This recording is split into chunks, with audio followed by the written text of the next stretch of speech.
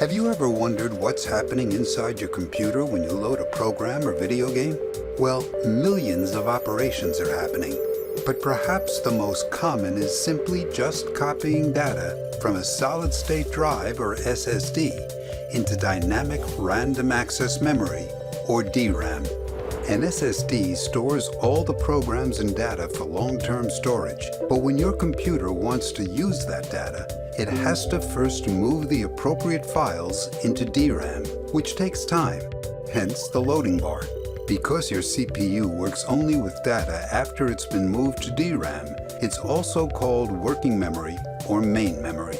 The reason why your desktop uses both SSDs and DRAM is because solid-state drives permanently store data in massive 3D arrays composed of 1 trillion or so memory cells, yielding terabytes of storage, whereas DRAM temporarily stores data in 2D arrays composed of billions of tiny capacitor memory cells, yielding gigabytes of working memory.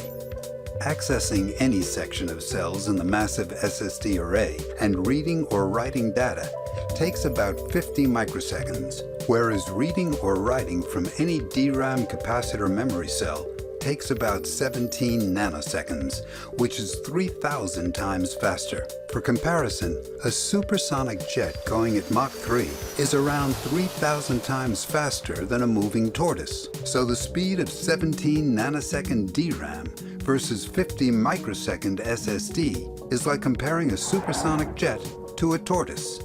However, speed is just one factor.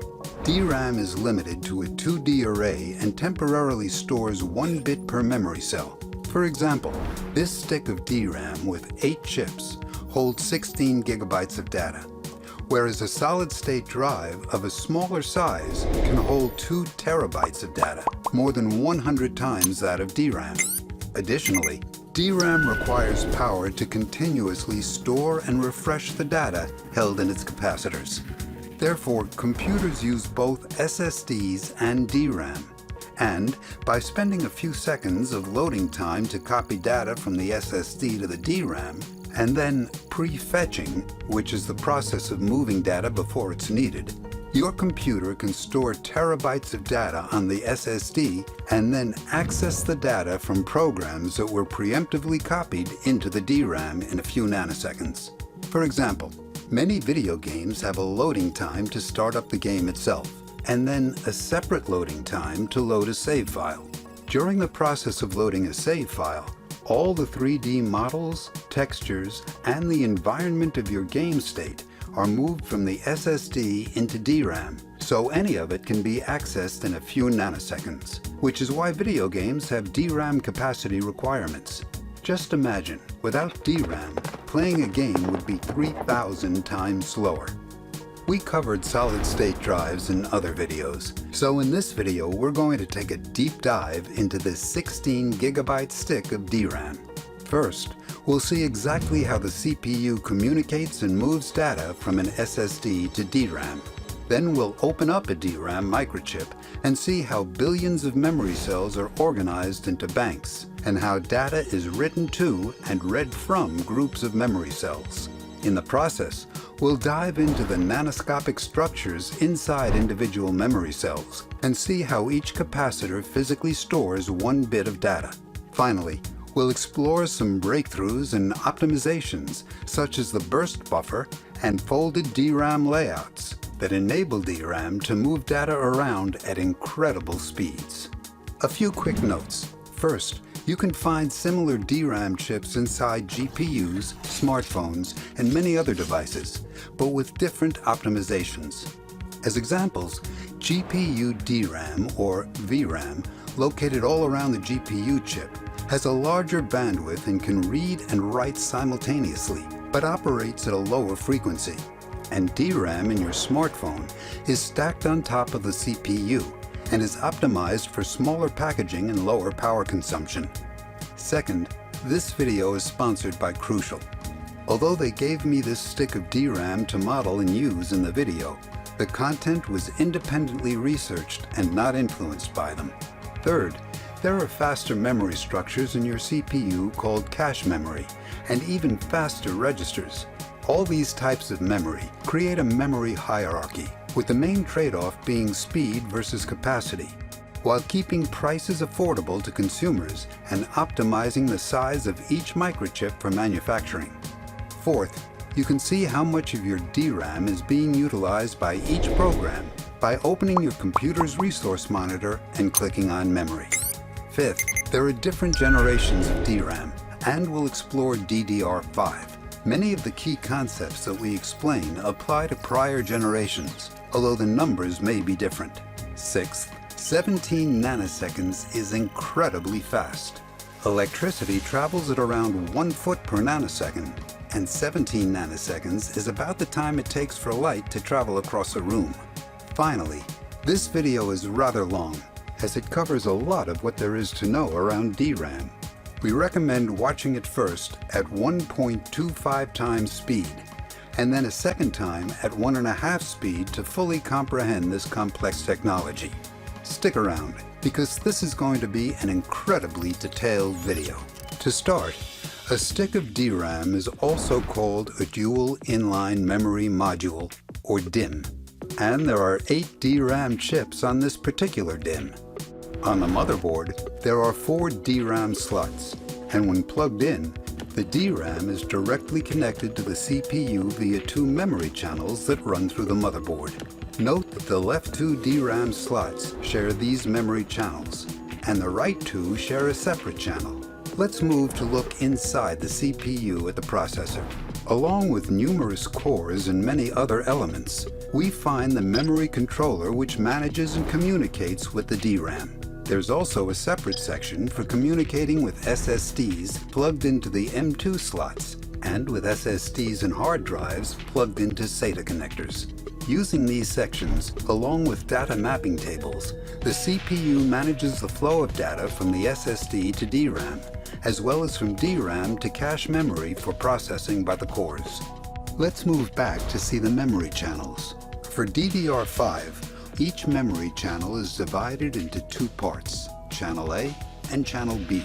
These 2 memory channels, A and B, independently transfer 32 bits at a time using 32 data wires. Using 21 additional wires, each memory channel carries an address specifying where to read or write data, and using 7 control signal wires, commands are relayed. The addresses and commands are sent to and shared by all 4 chips on the memory channel, which work in parallel. However, the 32-bit data lines are divided among the chips, and thus each chip only reads or writes 8 bits at a time. Additionally, power for DRAM is supplied by the motherboard and managed by these chips on the stick itself. Next, let's open and look inside one of these DRAM microchips. Inside the exterior packaging, we find an interconnection matrix that connects the ball grid array at the bottom with a die, which is the main part of this microchip. This 2 GB DRAM die is organized into 8 bank groups, composed of 4 banks each, totaling 32 banks. Within each bank is a massive array, 65,536 memory cells tall by 8,192 cells across, essentially rows and columns in a grid, with tens of thousands of wires and supporting circuitry running outside each bank. Instead of looking at this die, we're going to transition to a functional diagram and then reorganize the banks and bank groups. In order to access 17 billion memory cells, we need a 31-bit address. 3 bits are used to select the appropriate bank group, then 2 bits to select the bank. Next, 16 bits of the address are used to determine the exact row out of 65,000. Because this chip reads or writes 8 bits at a time, the 8,192 columns are grouped by 8 memory cells, all read or written at a time or by 8, and thus only 10 bits are needed for the column address.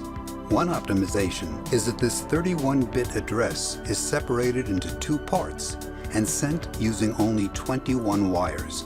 First, the bank group, bank, and row address are sent, and then after that the column address. Next, we'll look inside these physical memory cells. But first, let's briefly talk about how these structures are manufactured, as well as this video's sponsor. This incredibly complicated die, also called an integrated circuit, is manufactured on 300mm silicon wafers, 2,500-ish dies at a time. On each die are billions of nanoscopic memory cells that are fabricated using dozens of tools and hundreds of steps in a semiconductor fabrication plant, or fab. This one was made by Micron, which manufactures around a quarter of the world's DRAM, including both NVIDIA's and AMD's VRAM in their GPUs. How DRAM works, and zoom in to explore a single memory cell situated in a massive array.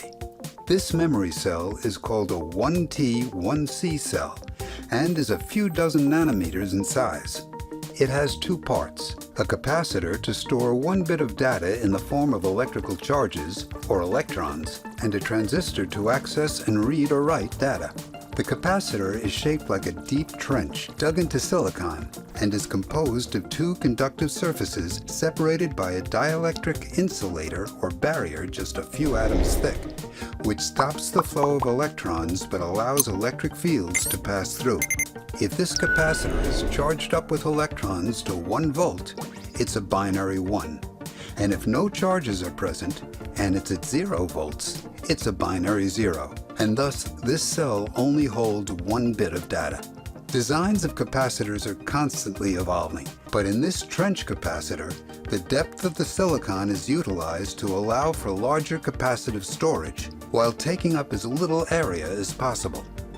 Next, let's look at the access transistor and add in 2 wires. The word line wire connects to the gate of the transistor, while the bit line wire connects to the other side of the transistor's channel. Applying a voltage to the word line turns on the transistor, and while it's on, electrons can flow through the channel, thus connecting the capacitor to the bit line. This allows us to access and charge up the capacitor to write a 1, or discharge the capacitor to write a 0. Additionally, we can read the stored value in the capacitor by measuring the amount of charge.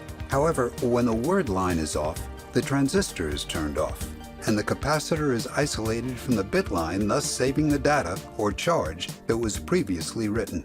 Note that because this transistor is incredibly small, only a few dozen nanometers wide, electrons slowly leak across the channel, and thus, over time, the capacitor needs to be refreshed to recharge the leaked electrons. We'll cover exactly how refreshing memory cells works a little later.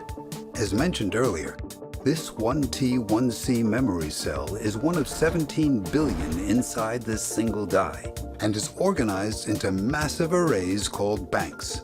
So let's build a small array for illustrative purposes. In our array, each of the word lines is connected in rows, and then the bit lines are connected in columns. Word lines and bit lines are on different vertical layers, so one can cross over the other, and they never touch. Let's simplify the visual and use symbols for the capacitors and the transistors. Just as before, the word lines connect to each transistor's control gate in rows, and then all the bit lines in columns connect to the channel opposite each capacitor. As a result, when a word line is active, all the capacitors in only that row are connected to their corresponding bit lines, thereby activating all the memory cells in that row. At any given time, only one word line is active because if more than one word line were active, then multiple capacitors in a column would be connected to the bit line, and the data storage functionalities of these capacitors would interfere with one another, making them useless. As mentioned earlier, within a single bank there are 65,536 rows and 8,192 columns, and the 31-bit address is used to activate a group of just 8 memory cells. The first 5 bits select the bank, and the next 16 bits are sent to a row decoder to activate a single row. For example, this binary number turns on the word line row 27,524, thus turning on all transistors in that row and connecting the 8,192 capacitors to their bit lines, while at the same time the other 65,000-ish word lines are all off. Here's the logic diagram for a simple decoder. The remaining 10 bits of the address are sent to the column multiplexer. This multiplexer takes in the 8,192 bit lines on the top and, depending on the 10-bit address, connects a specific group of 8-bit lines to the 8 input and output I/O wires at the bottom. For example, if the 10-bit address were this, then only the bit lines 4,784 through 4,791 would be connected to the I/O wires, and the rest of the 8,000-ish bit lines would be connected to nothing. Here's the logic diagram for a simple multiplexer. We now have the means of accessing any memory cell in this massive array. However, to understand the 3 basic operations, reading, writing, and refreshing, let's add 2 elements to our layout: a sense amplifier at the bottom of each bit line, and a read and write driver outside of the column multiplexer. Let's look at reading from a group of memory cells. First, the read command and 31-bit address are sent from the CPU to the DRAM. The first 5 bits select a specific bank. The next step is to turn off all the word lines in that bank, thereby isolating all the capacitors, and then pre-charge all 8,000-ish bit lines to 0.5 volts. Next, the 16-bit row address turns on a row, and all the capacitors in that row are connected to their bit lines. If an individual capacitor holds a 1 and is charged to 1 volt, then some charge flows from the capacitor onto the 0.5 volt bit line, and the voltage on the bit line increases. The sense amplifier then detects the slight change or perturbation of voltage on the bit line, amplifies the change, and pushes the voltage on the bit line all the way up to 1 volt.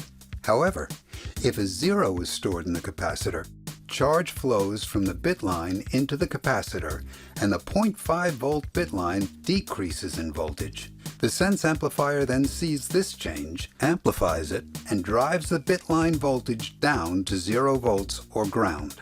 The sense amplifier is necessary because the capacitor is so small and the bit line is rather long, and thus the capacitor needs to have an additional component to sense and amplify whatever value is stored. Now, all 8,000-ish bit lines are driven to 1 volt or 0 volts, corresponding to the stored charge in the capacitors of the activated row, and this row is now considered open. Next, the column select multiplexer uses the 10-bit column address to connect the corresponding 8-bit lines to the read driver, which then sends these 8 values and voltages over the 8 data wires to the CPU. Writing data to these memory cells is similar to reading, however with a few key differences. First, the write command, address, and 8 bits to be written are sent to the DRAM chip. Next, just like before, the bank is selected, the capacitors are isolated, and the bit lines are pre-charged to 0.5 volts. Then, using a 16-bit address, a single row is activated, the capacitors perturb the bit line, and the sense amplifiers sense this and drive the bit lines to a 1 or 0, thus opening the row. Next, the column address goes to the multiplexer. But this time, because a write command was sent, the multiplexer connects the specific 8-bit lines to the write driver, which contains the 8 bits that the CPU had sent along the data wires and requested to write. These write drivers are much stronger than the sense amplifier, and thus they override whatever voltage was previously on the bit line, and drive each of the 8-bit lines to 1 volt for a 1 to be written, or 0 volts for a 0. This new bit line voltage overrides the previously stored charges or values in each of the 8 capacitors in the open row, thereby writing 8 bits of data to the memory cells corresponding to the 31-bit address. 3 quick notes. First, as a reminder, writing and reading happens concurrently with all the 4 chips in the shared memory channel. using the same 31-bit address and command wires, but with different data wires for each chip.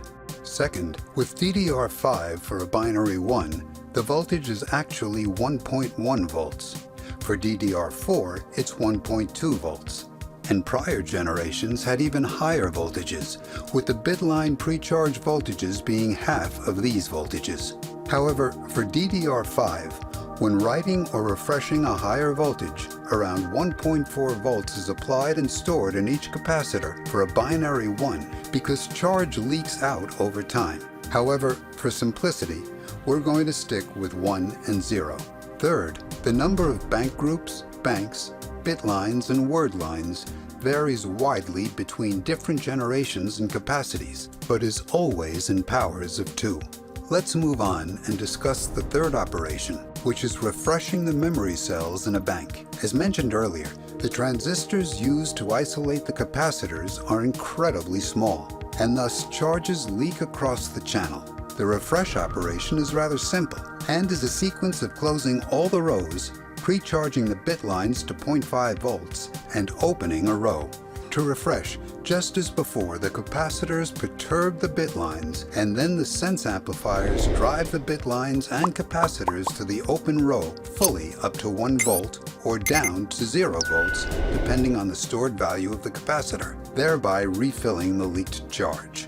This process of row closing, pre-charging, opening, and sense amplifying happens row after row, taking 50 nanoseconds for each row, until all 65,000-ish rows are refreshed, taking a total of 3 milliseconds or so to complete.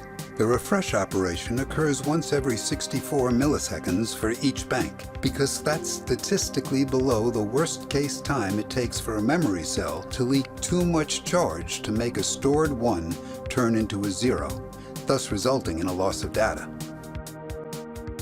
Let's take a step back and consider the incredible amount of data that is moved through DRAM memory cells. These banks of memory cells handle up to 4,800 million requests to read and write data every second, while refreshing every memory cell in each bank, row by row, around 16 times a second. That's a staggering amount of data movement and illustrates the true strength of computers. Yes, they do simple things like comparisons, arithmetic, and moving data around, but at a rate of billions of times a second. Now, you might wonder why computers need to do so much data movement. Well, take this video game, for example. You have obvious calculations like the movement of your character and a horse, but then there are individual grasses, trees, rocks, and animals whose positions and geometries are stored in DRAM. And then the environment, such as the lighting and shadows, change the colors and textures of the environment in order to create a realistic world. Next, we're going to explore breakthroughs and optimizations that allow DRAM to be incredibly fast. But before we get into all those details, we would greatly appreciate it if you could take a second to hit that like button, subscribe if you haven't already, and type up a quick comment below. The first complex topic which we'll explore is why there are 32 banks, as well as what the parameters on the packaging of DRAM are. After that, we'll explore burst buffers, subarrays, and folded DRAM architecture and what's inside the sense amplifier. Let's take a look at the banks. As mentioned earlier, opening a single row within a bank requires all these steps, and this process takes time. However, if a row were already open, we could read or write to any section of 8 memory cells using only the 10-bit column address and the column select multiplexer. When the CPU sends a read or write command to a row that's already open, it's called a row hit or page hit, and this can happen over and over. With a row hit, we skip all the steps required to open a row and just use the 10-bit column address to multiplex a different set of 8 columns or bit lines, connecting them to the read or write driver, thereby saving a considerable amount of time.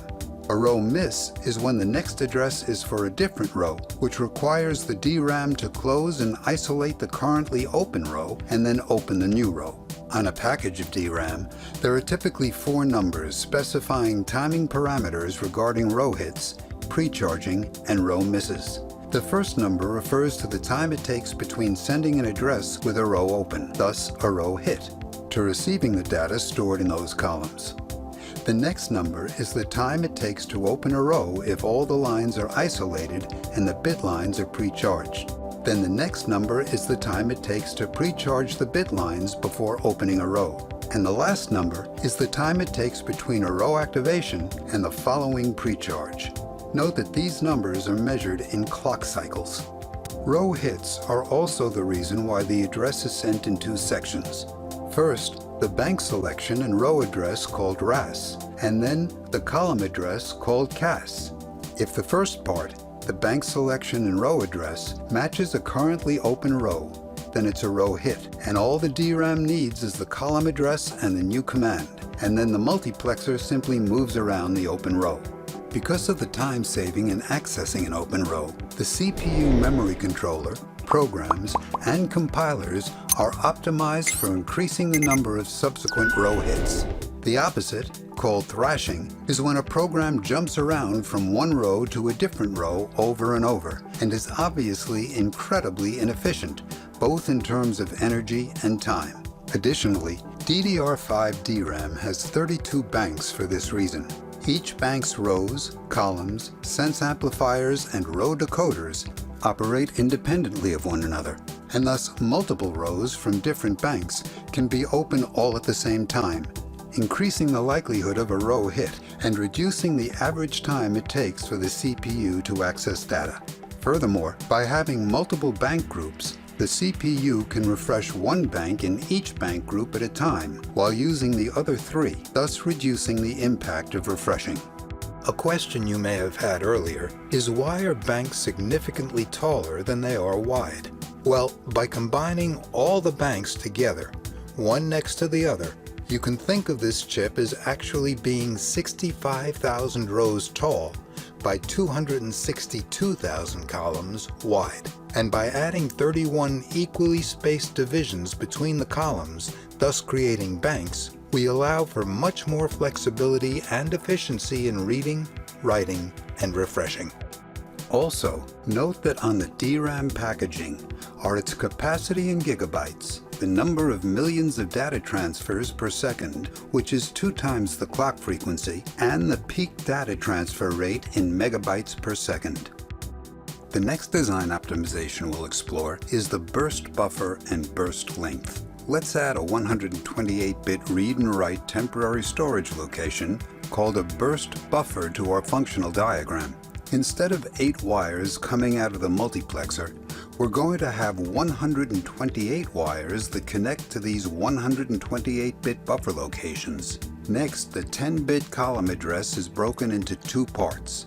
6 bits are used for the multiplexer, and 4 bits are for the burst buffer. Let's explore a reading command.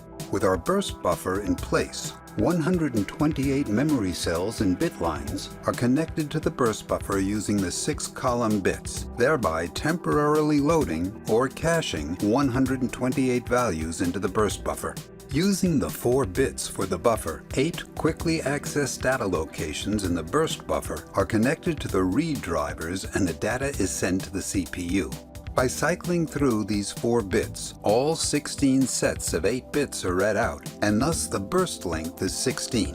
After that, a new set of 128 bit lines and values are connected and loaded into the burst buffer. There is also a write burst buffer which operates in a similar way. The benefit of this design is that 16 sets of 8 bits per microchip, totaling 1024 bits, can be accessed and read or written extremely quickly, as long as the data is all next to one another. But at the same time, we still have the granularity and ability to access any set of 8 bits if our data requests jump around. The next design optimization is that this bank of 65,536 rows by 8,192 columns is rather massive and results in extremely long word lines and bit lines, especially when compared to the size of each trench capacitor memory cell. Therefore, the massive array is broken up into smaller blocks, 1024 by 1024, with intermediate sense amplifiers below each subarray, and subdividing word lines and using a hierarchical row decoding scheme.